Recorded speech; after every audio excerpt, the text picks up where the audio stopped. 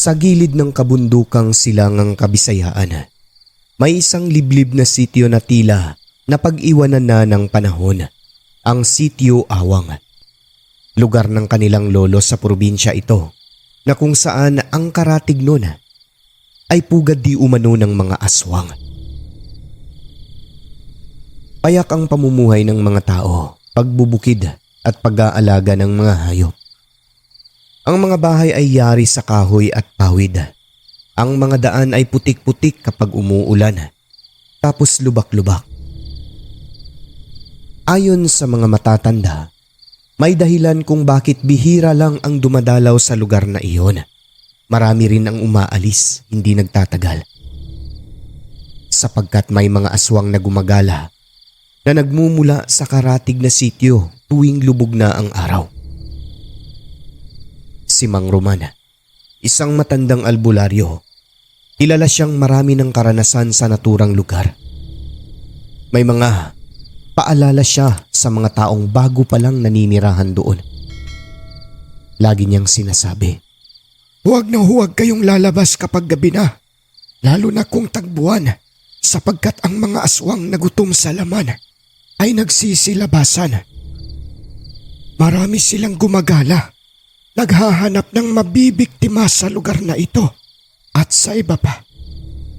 Kaya binabalaan ko kayo, mag-iingat lagi dahil hindi lahat ng panahon ay nakabantay ako." Maraming kinuwentong karanasan ang albularyo. Ngunit gaya ng karaniwang tao, si Nestor at ang pinsan nitong si Rekmar ay hindi naniniwala sa mga kwento-kwento sa sityo tungkol sa gumagalang mga aswang na di umano'y namiminsala ng mga tao. 20 taong gulang si Nestor, si Rekmar naman ay 22. Lumaki sila sa kabayanan, sa maraming tao kaya hindi naniniwala sa usaping aswang. Bumisita sila sa sityo upang magbakasyon at para kamustahin na rin ang kanilang lolo at lola na nung mga panahon na yon, ang kanilang lola ay nagkakasakit. Isang gabi, habang nakaupo silang magpinsan sa harap ng bahay na katanaw sa mga gumagalaw na halaman, malamig na ang simoy ng hangin. Kumakaway ang mga talahib sa bawat pag-ihip ng hangin. Napatanong sila sa isa't isa, "Mar, totoo kaya ang mga kwento rito? Kasi maging sina lolo, pinapayuhan tayo di ba?" "Hindi ako maniniwala dyan, tol. Hanggat hindi ko nakikita na may aswang. Siguro mga imahinasyon lang ng mga tao yan dito. Gawa ng tignan mo naman Sino bang hindi mag-i-imagine dito? Walang katao-tao sa paligid. Isa lang kapitbahay natin, ayan At saka ang mag-asawa dyan, lalo na yung buntis, hindi rin naman naniniwala. Eto, puro punong kahoy at mga talahib matatanaw natin dito. Ang dilim pa at ang lalayo talaga ng ibang kapitbahay, di ba? Bakit hindi mo ba nagugustuhan ng lugar dito?" "Gusto rin naman, kaso nga lang paggabi na malungkot Kung ganito ba naman yung lugar tuwing gabi, walang kailaw-ilaw, nako, wala kang makakausap na kapitbahay. Hindi ka kaya mag-i-imagine ng katatakutan, di ba?" Kung sa bagay, may punto ka rin naman, pinsan. Sabay tawa ng dalawa. Ngunit ilang sandali nun, may naririnig silang tinig ng ibon na parang kokok, kokok, kokok, na lumilipad. "Ano yan?" tanong ni Rekmar. Sumagot naman si Nestor at sinabing, "Lah, baka yan na yung sinasabi ng mga aswang ng mga taong taga rito. Aswang na sa kanila yan. Ibon lang yan Tignan mo, tatawagin ko. Kung aswang yan, lalapit yan. Pero kung ibon lang, aalis yan. Sige nga, gawin mo." Agad na ginawa ni Nestor. "Hoy, ang iingay-ingay mo Tumahimik ka dyan kung ayaw mong tiradorin ka namin. Kokok-kokok ka pa dyan. Aswang ka ba o ibon lang? Lumapit ka nga rito."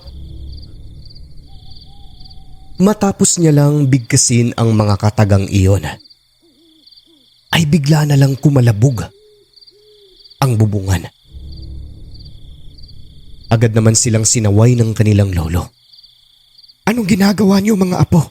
Pumasok na kayo. Ang huni, lumakas ng lumakas sa ibabaw.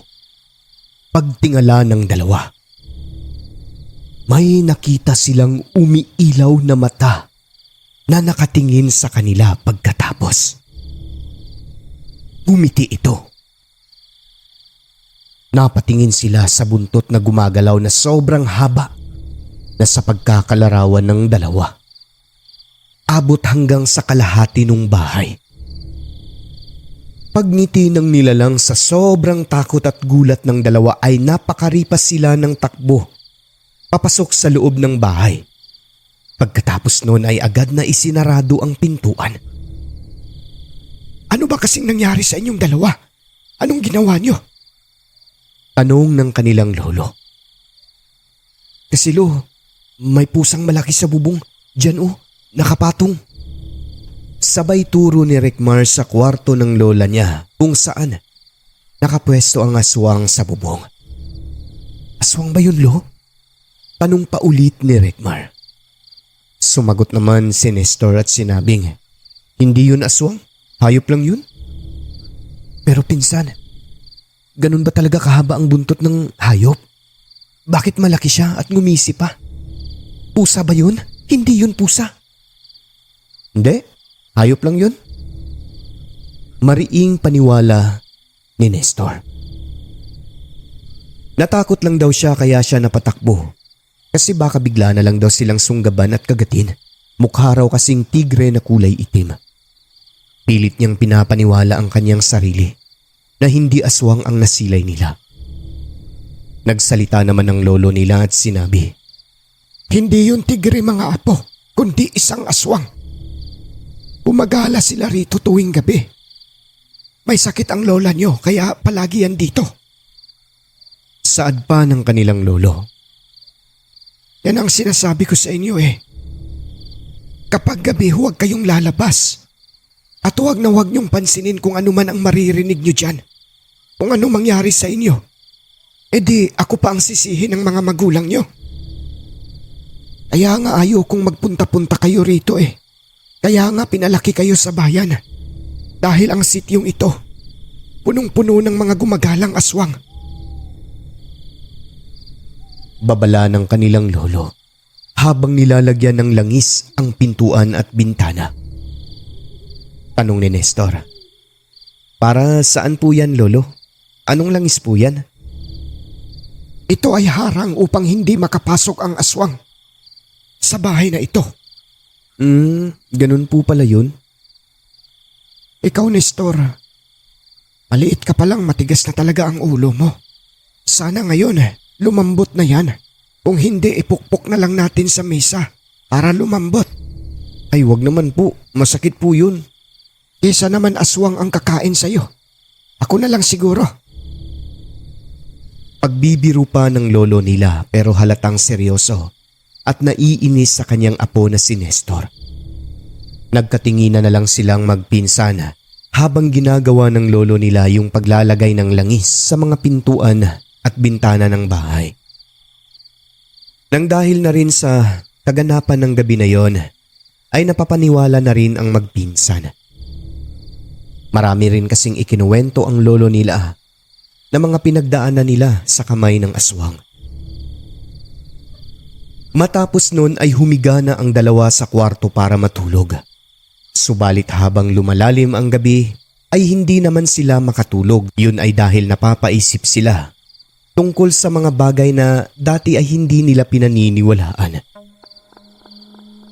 At habang nakapikit, ilang sandali pa, may naririnig silang tila ungol sa labas at pagaspas na pakiwari nila'y nagmumula sa malaking pakpak.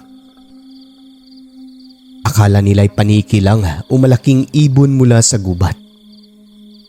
Baka gansa yan tol. Gansa? May gansa ba rito? Lumilipad ba ang gansa? Mukhang lumilipad dito sa lugar na ito. Dala ng kuryosidad. Sumilip ngayon ang dalawa sa siwang ng bintana.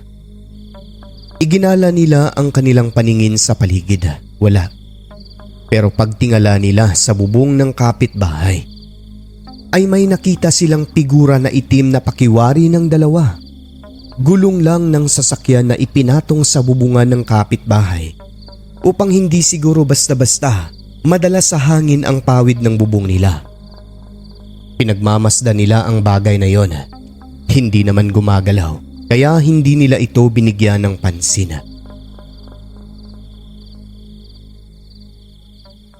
Bumalik sila sa paghiga. Nagkwento-kwento na naman tungkol sa mga lumilipad hanggang sa makatulog na nga ang dalawa. Ngunit kinabukasan, di pa man pumuputok ang liwanag ay nagkagulo sa kapitbahay. Narinig nila ang boses ng lalaki na nagsisigaw. Isinakay ang babaeng buntis sa tricycle dahil nagdurugo umano ito. Nagising ang magpinsan pati na ang lolo at lola nila. Kasi nga sigaw ng sigaw yung lalaki. Sobrang aga pa nun. 3:00 pa lang ng madaling araw. At yun na nga isinugod sa pagamutan. Pagdating doon, laking pagtataka ng lahat lalo na ang mag-asawa. Dahil wala na ang bata sa tiyan ng buntis. Tanging inuna na lang ang natira. Paano nangyari to?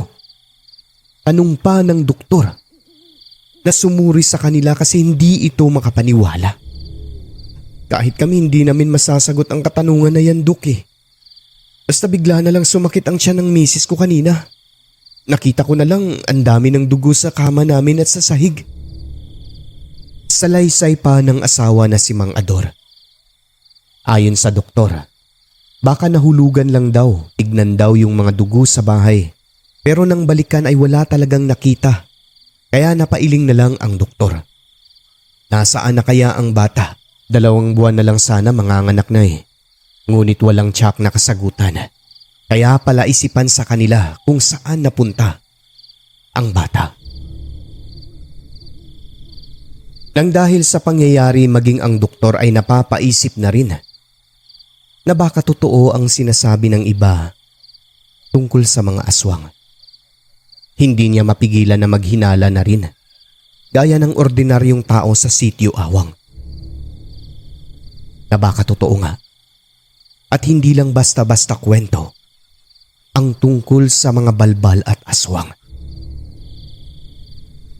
Ang magpinsa naman na si Nestor at Rekmar, pagkukwento ng mga ito, unang napansin nila ng madaling araw na yun ay yung figura ng kung ano sa bubong ng kapitbahay na nooy bigla na lang naglaho nang tignan nila ito balik nung nagkakagulo na. Lolo, may sasabihin po kami ni Nestor. Ano yon mga apo? Kasi Pulo, kagabi may nakita po kasi kaming parang gulong dyan sa bubong ng kapitbahay na buntis. Anong gulong? Wala namang gulong na nilagay dyan. Kung ganun po, hindi yun gulong, kundi aswang siguro yun. Sinasabi ko na, tama nga ako. Aswang ang dumali sa bata. Kaawa-awang mag-asawa, lalo na ang anak nila. Tama nga ako eh. Hinala ko hindi talaga yun gulong eh. Parang taong nakadapa. Matagal ko na silang pinapaingat. Nagbigay ako ng babala sa kanila pero hindi rin nakikinig. Matigas din ang ulo ng lalaki. Parang ito, si Nestor. Grabe ka naman Pulo. Mabait naman po ako na. Ngayon ka lang naging mabait na may nangyayari na. O tignan mo ang kapitbahay. Nagresulta na. Huwag niyo hintayin na mangyari yan sa inyo. Opo, Lolo.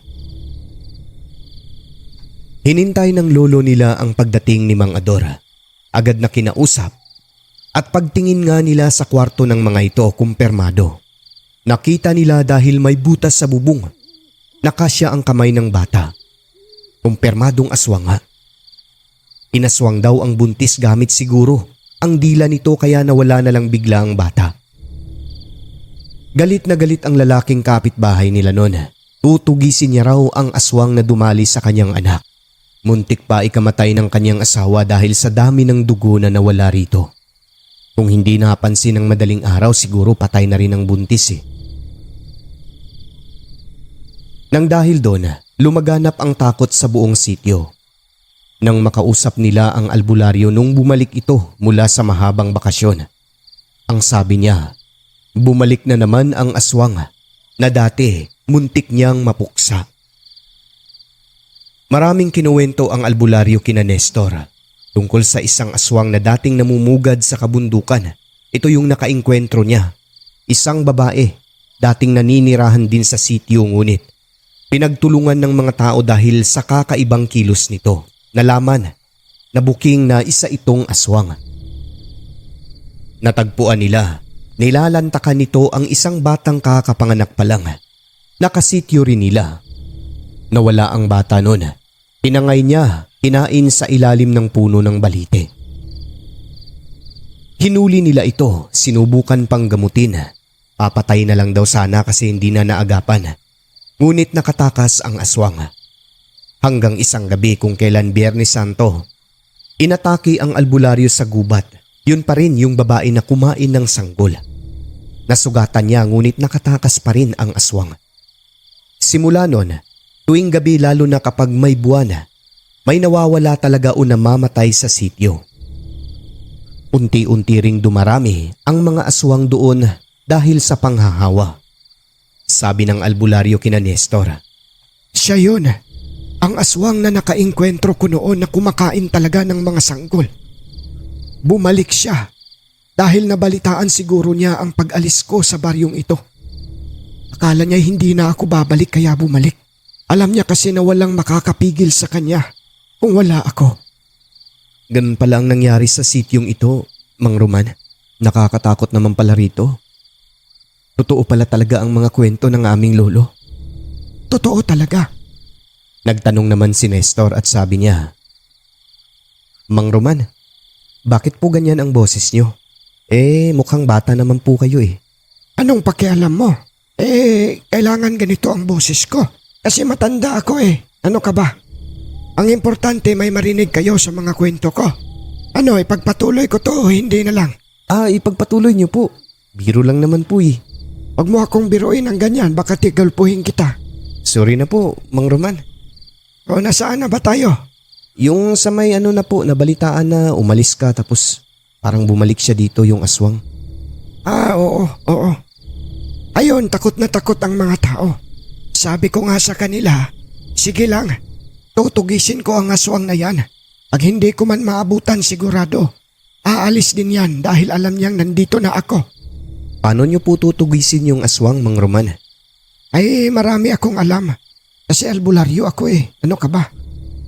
Maraming salamat po sa mga binahagi niyo sa amin, Mang Roman. Talagang marami po kaming natutunan sa inyo. Sige po, kami aalis na. Sandali. May papayo lang ako sa inyong dalawa, lalo na ikaw, Nestor. Ano po yun? Ang mga aswang galit sa lukulok ko kaya mag-iingat ka talaga. Sige po, tuloy na kami. Nang dahil sa mga pangyayari na yon ay nag-iingat lalo ang mga tao. Hanggang sa isang gabi pa noon, may isang dalagang pabalik-balik na dumadaan sa tapat ng bahay nila Nestor.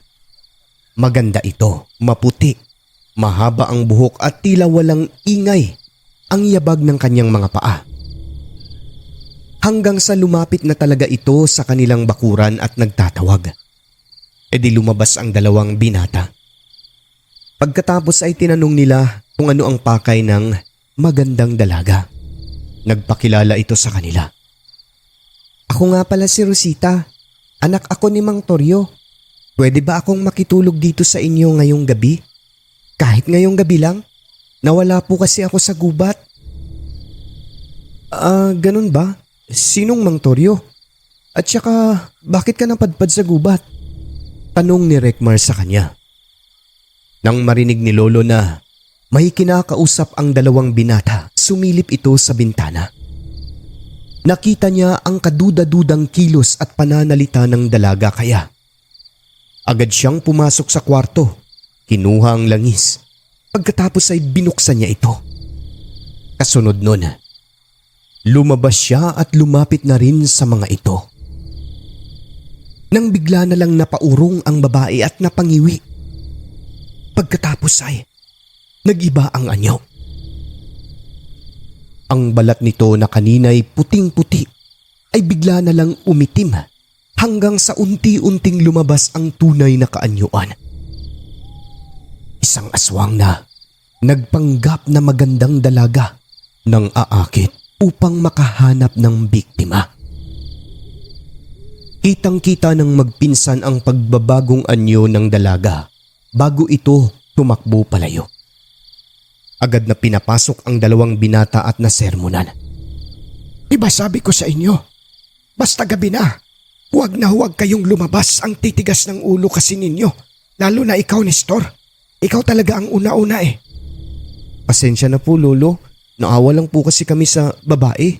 Aswang naman pala yun. Ngayon alam nyo na. Di lahat ng maganda na nakikita nyo dyan. Totoo. Kung minsan nagpapanggap sila para makapambiktima. Gusto nyo bang maging karne? Mag-iingat na po kami, Lolo. Promise.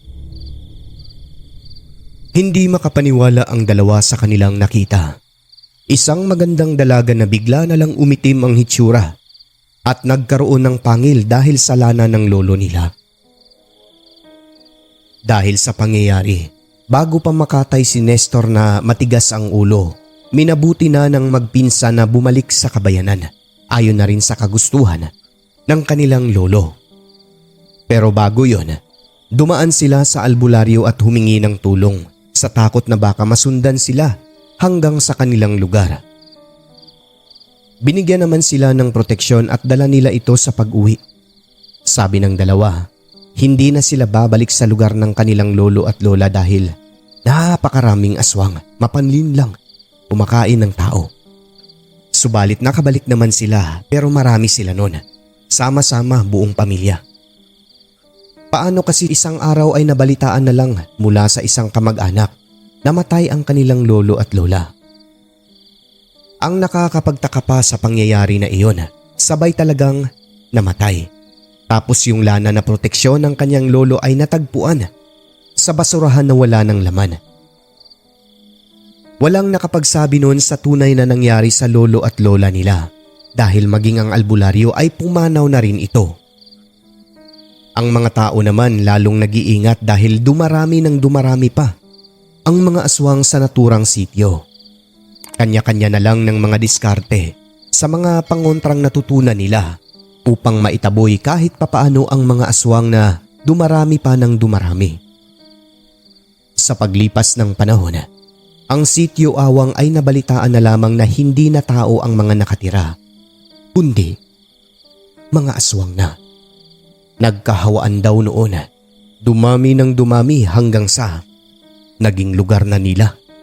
Ang sityong minsang naging tahimik na ngayon ay binansagan na. Nakilabot na baryo ng